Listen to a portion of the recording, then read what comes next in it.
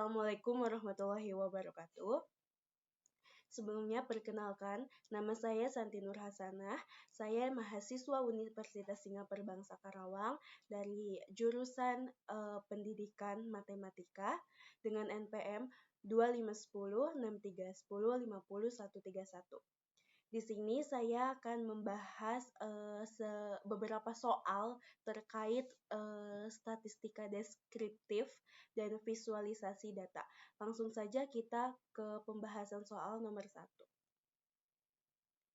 Nah, di sini di dalam kita mempunyai sebuah data di mana diminta untuk mendeskripsikan kondisi siswa di Kecamatan Teluk Jambe Timur, Kabupaten Karawang dengan mengambil data 50 orang siswa secara acak.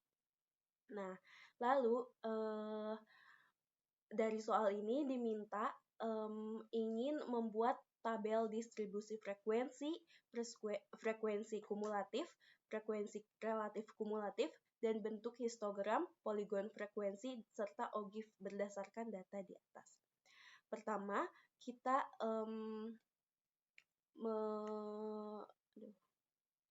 membuat tabel distribusi frekuensi terlebih dahulu, di mana di sini ada kelas limit, yaitu kita sebelum ke kelas limit kita menghitung banyaknya kelas dulu, yaitu dengan menggunakan aturan Sturges, di mana aturan Sturges itu 1 tambah 3,3 log n, di mana n kita ketahui tadi data 50 orang siswa. Jadi 1 tambah 3,3 log 50. Ini seharusnya ada hasilnya itu 6,6 dibulatkan menjadi 7. Nah, setelah itu kita menghitung panjang kelas, di mana kita memasukkan batas atas dan batas bawah, dan dikurang batas atas dikurangi batas bawah dan dibagi K, di mana K itu banyaknya kelas. Nah, batas atas di sini yaitu paling besar berarti, yaitu 47 dikurangi batas bawah yaitu 18 paling kecil. Dihasilkan berarti 47 dikurangi 18 dan dibagi 7 tadi banyak kelas sama dengan 44,42 dibulatkan jadi 5.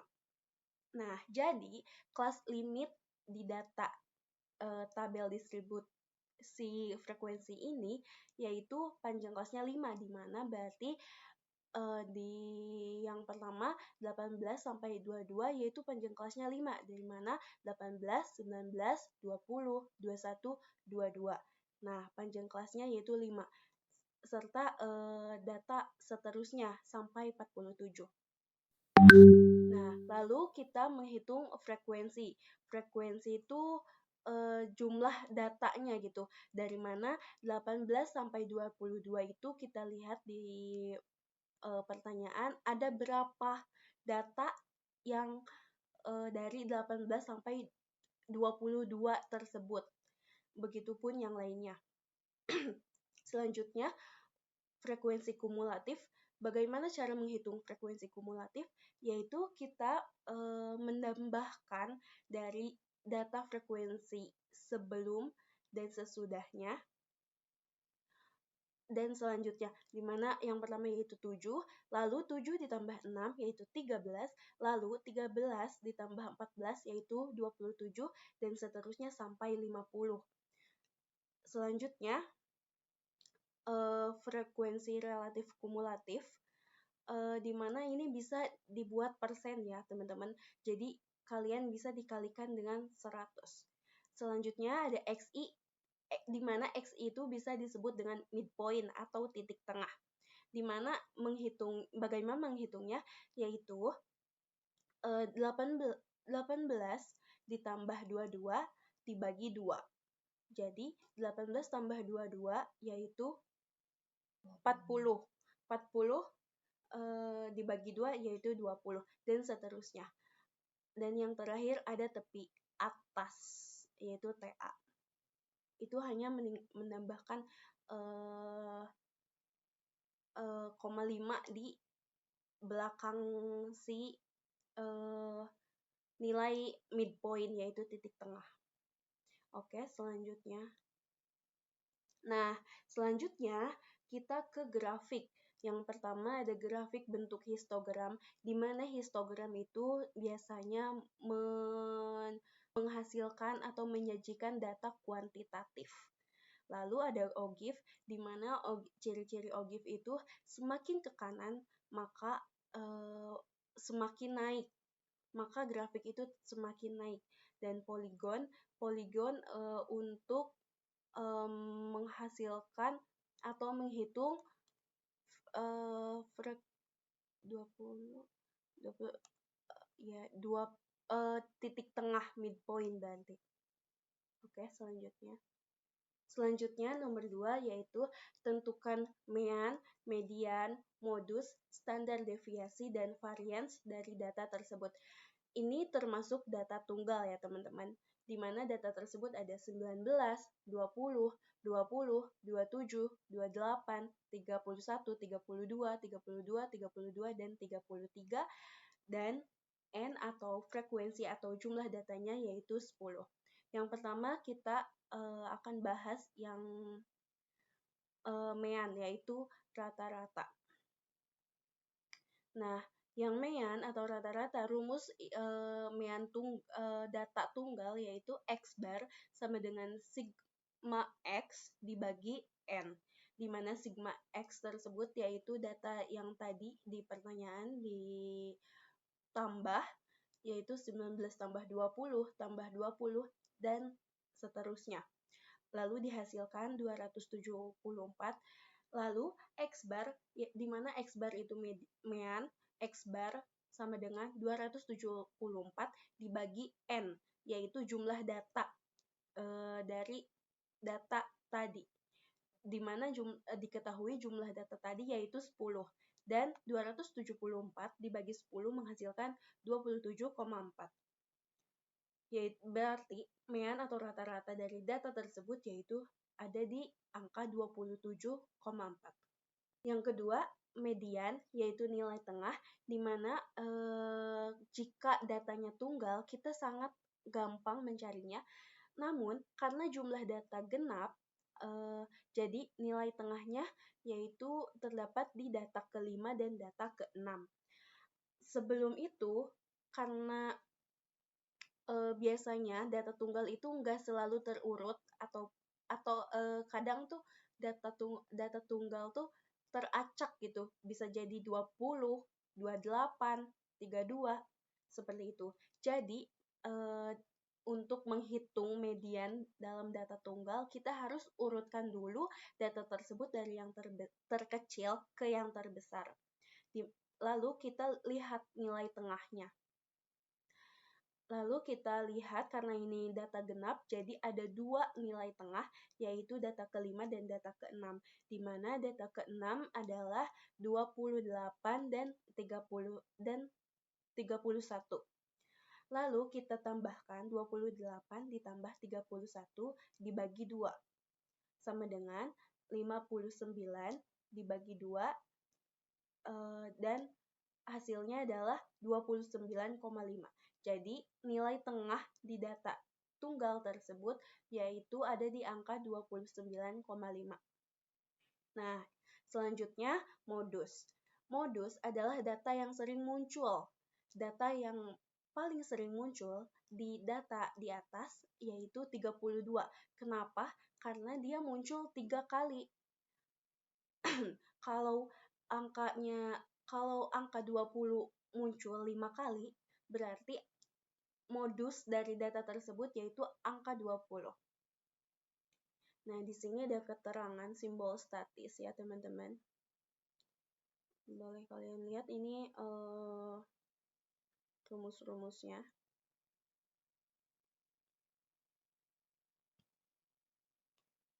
Selanjutnya ada varians dan standar deviasi.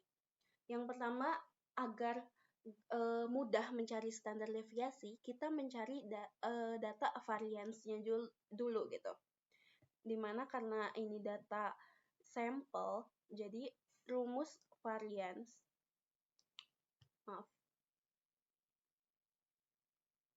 Jadi, rumus variansnya yaitu standar deviasi kuadrat sama dengan sigma xi atau midpoint dikurangi x bar pangkat 2 dibagi n dikurangi 1. Di mana x-nya kita masukkan data dari atas, lalu di sini ada xi dikurangi x bar. X bar-nya yaitu mean yang tadi ya teman-teman. Kita sudah ketahui X bar-nya yaitu atau mean-nya yaitu 27,4. Jadi si X data tersebut kita kurangi dengan nilai mean yang tadi kita sudah dapatkan. Lalu hasilnya 19 kurangi 27,4 sama dengan minus 8,4. Setelah itu kita mencari setelah dapat X dikurangi X bar, setelah hasilnya sudah didapatkan, nah kita pangkatkan. Jadi, minus 8,4 pangkat 2 yaitu 70,56 dan seterusnya. Lalu kita tambahkan semua hasil dari X dikurangi X bar pangkat 2, yaitu hasilnya 288,40. Setelah itu, masukkan ke dalam rumus, di mana standar deviasi kuadrat sama dengan sigma xi kurang x bar pangkat 2 dikurangi n kurang 1 sama dengan 288,40 dikurangi n-nya sudah kita ketahui yaitu 10. Berarti 10, masukkan 10 dikurangi 1 berarti 9. Jadi 288 kurang 288,40 dikurangi 9 yaitu 32,04. Nah, setelah kita mempunyai nilai varians, kita mudah untuk mencari standar deviasinya. Karena standar deviasi itu saling berkaitan dengan varians. Kita masukkan rumus standar deviasi yaitu akar S kuadrat. Jadi S kuadratnya itu kita sudah dapatkan ya, berarti nilai varians. Jadi kita tinggal masukkan berapa akar dari nilai variansnya. Jadi kita sudah ketahui akar dari nilai dari standar deviasi yaitu akar 32,04 sama dengan 5,6. Standar deviasi adalah ukuran statistik yang menunjukkan seberapa jauh data menyebar dari nilai rata-ratanya. Kita next. Nah, selanjutnya ada nomor 3. Ini juga sama seperti nomor 2, bedanya dia data kelompok. Kalau yang nomor 2 tadi kita menghitung dalam bentuk data tunggal. Biasanya kalau data kelompok, kelas limitnya sudah ada, lalu panjang kelasnya sudah terlihat, dan frekuensinya sudah ada. Nah, selanjutnya kita akan menentukan titik tengah atau midpoint. Tadi saya sudah jelaskan bagaimana mencari nilai titik tengah atau midpoint, yaitu sama dengan kelas limit, misal 8 sampai 12, 8 ditambah 12 yaitu 20, lalu dibagi 2, hasilnya 10. Nah, si hasil tersebut yaitu disebut midpoint atau XI. Selanjutnya yaitu ada mean, di mana kita sudah ketahui tadi mean yaitu rata-rata. Jadi bedanya apa sih bedanya data tunggal dan data kelompok? Tentu saja banyak perbedaannya. Dimulai dari perbedaan datanya, penyajiannya, lalu sampai ke rumus untuk mencari mean, median, modus, dan yang lainnya. Nah, yang pertama ada mean.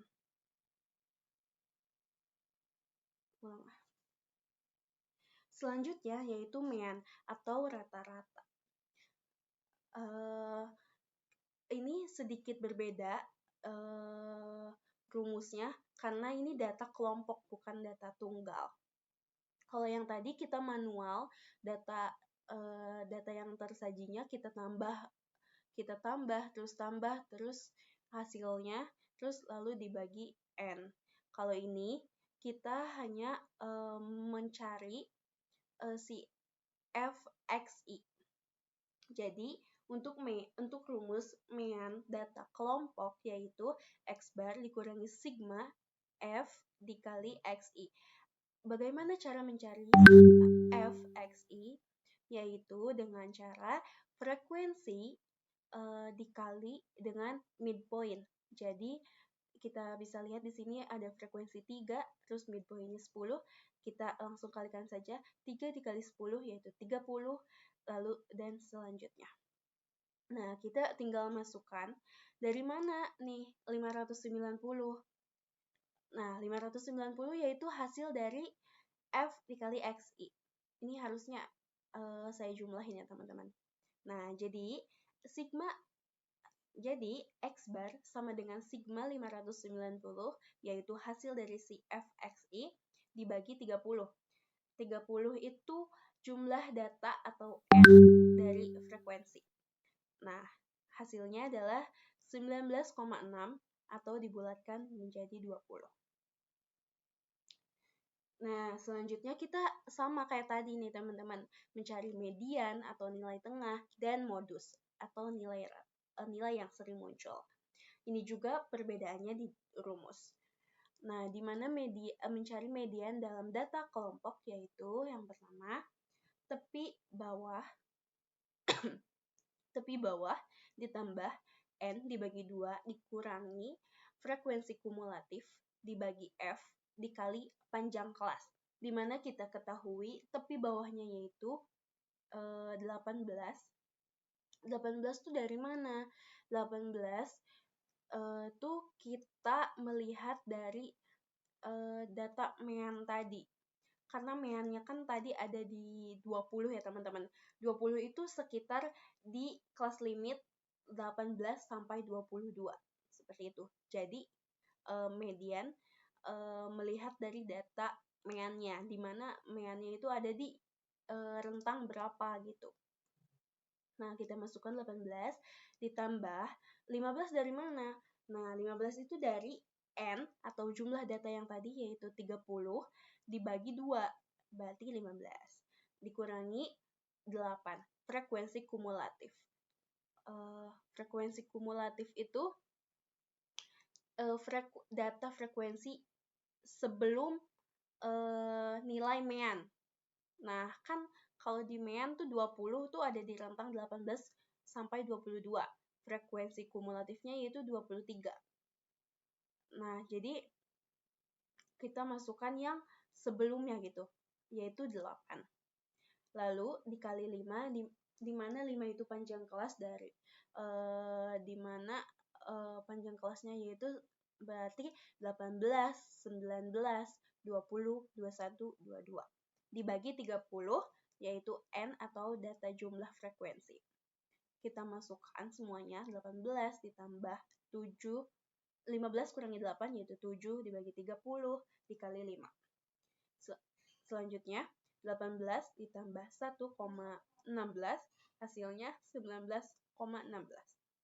Oke, selanjutnya yaitu modus, di mana sudah saya katakan bahwa berbeda rumusnya dengan data tunggal. Ini kan data kelompok ya. Kalau data tunggal kan tadi kayak ya udah kita lihat saja angka berapa yang sering muncul. Nah, kita lihat kalau di data kelompok ini agak sedikit berbeda karena datanya tersajinya berbeda ya.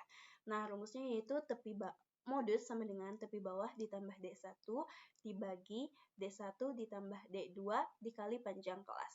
Nah, sebelumnya D1 itu yaitu frekuensi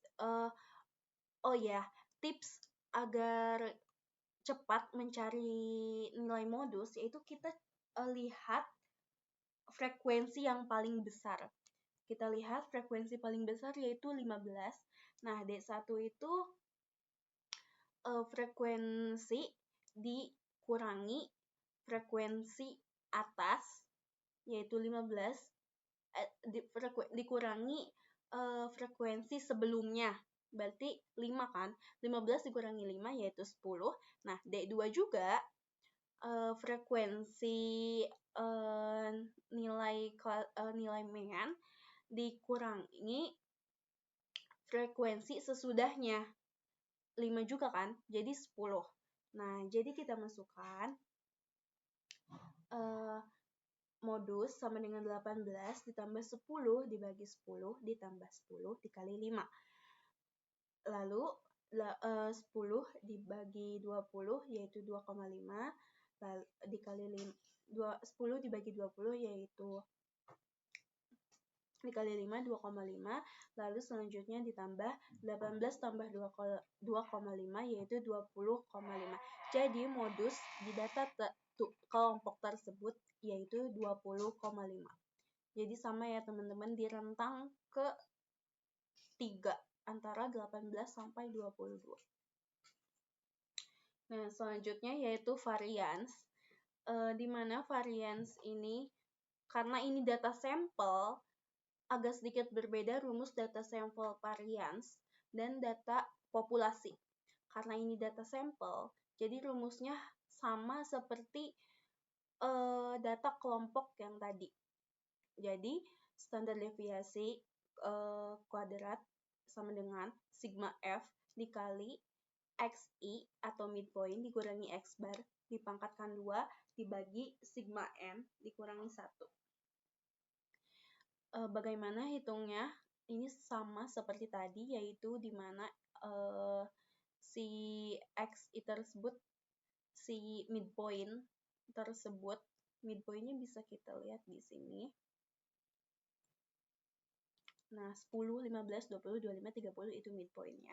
Nah, kita masukkan ke sini, lalu dikurangi X bar, di mana X bar tersebut yaitu nilai mean yang tadi. Nah, setelah itu, kita kita kurangi XI dikurang X bar dipangkat 2. Dari mana hasil 93,51? Itu hasil dari minus 9,67 dipangkatkan 2. Nah, selanjutnya kita cari F dikali XI dikurang X dipangkatkan 2. Berarti frekuensi dikali XI dikurang X bar dipangkatkan 2. Berarti 3 dikali 93,51, 5 dikali 21,81, dan seterusnya. Nah, hasil dari F dikali XI kurang X pangkat 2 yaitu 746,70. Nah, hasil tersebut kita bagi dengan sigma N kurang 1, di mana kita ketahui N tersebut yaitu jumlah data tadi itu 30, lalu dikurangi 1 yaitu 29, jadi 746,70 dibagi 29, estimasinya sama dengan 25,7. Selanjutnya standar deviasi, kita masukkan saja rumusnya yaitu S standar deviasi sama dengan akar variance. Jadi ralat teman-teman, S kuadrat itu variance bukan standar deviasi. Kalau S saja itu standar deviasi. Nah, kita sudah ketahui tadi variansnya 25,7. Jadi akar dari 25,7 yaitu 5,06, yaitu nilai standar deviasinya. Selanjutnya ada level skala data menurut Stephen, di mana yang pertama yaitu ada skala nominal atau kualitatif, tidak dapat diperhitungkan ataupun diurutkan, hanya bisa dikategorikan. Contohnya seperti tempat lahir. Yang kedua ada skala ordinal, dia dapat dikategorikan dan diurutkan, berlaku kurangnya dari, lebihnya dari, sama dengan, namun tidak berlaku perhitungan seperti tambah, kurang, kali, dan bagi. Nah, contohnya yaitu ranking. Yang ketiga yaitu skala interval, dapat dapat dikategorikan, diurutkan, berlaku perhitungan, tambah, dan kurang.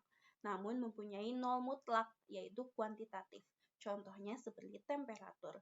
Yang keempat, ada skala rasio, dapat dikategorikan, diurutkan, berlaku perhitungan, tambah, dan kali, dan bagi. Tapi, ia tidak memiliki nol mutlak, berbeda dengan skala interval. Contohnya yaitu nilai mata pelajaran. Itu keempat, skala data menurut Stephen. Nah, selanjutnya yaitu ada pertanyaan katanya jelaskan kondisi rata-rata dan standar deviasi dari ketiga ini harusnya ketiga ya. Gambar dengan kurva normal berikut. Yang pertama ada gambar A, di mana gambar A tersebut yaitu equal means unequal standard deviation. Artinya rata-ratanya itu sama, tapi standar deviasinya berbeda. Yang kedua yaitu unequal means equal standard deviation, di mana rata-ratanya itu tidak sama, namun standar deviasinya sama, jadi rata-ratanya berbeda. Nah, yang terakhir yaitu unequal means unequal standard deviation. Jadi dua-duanya berbeda. Jadi rata-ratanya berbeda dan standar deviasinya pun berbeda. Nah, selanjutnya yang terakhir yaitu berilah nama kurva di bawah ini, kemudian tunjukkan letak mean, median, dan modusnya.